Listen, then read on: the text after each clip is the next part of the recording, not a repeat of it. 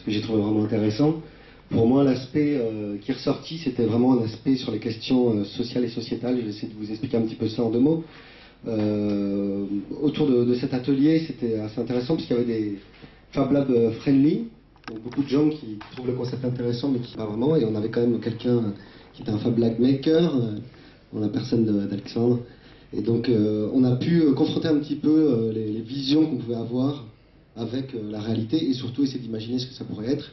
Et justement pour ça c'est très intéressant parce que ça peut être un petit peu, ça peut être ce qu'on veut et on peut imaginer énormément de choses.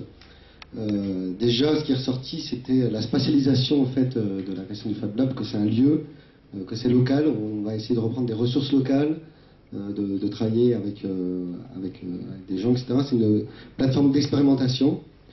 Donc par rapport à ce lieu physique qui a une dimension numérique, on voit qu'on est dans l'hybridation entre le numérique et le physique.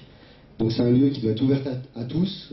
Hugues a parlé que c'est un lieu qui doit être ouvert aux enfants aussi. On peut imaginer très bien au niveau pédagogique que les enfants apprennent à fabriquer un ensemble de choses.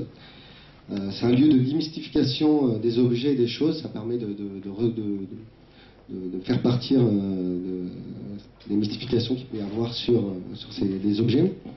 Donc en termes de production, on a parlé d'un ensemble de choses. C'était tout ce qu'on peut fabriquer comme objet, les poignées de frigo, etc. Donc quand on parle des imprimantes 3D. Mais dans les productions des Fab Labs, on est allé aussi dans l'idée des maisons communicantes, modifier sa maison, hacker sa maison, fabriquer des feux rouges avec Arduino par exemple, gérer ses ressources en hackant son système électrique pour pouvoir diminuer en fait sa consommation.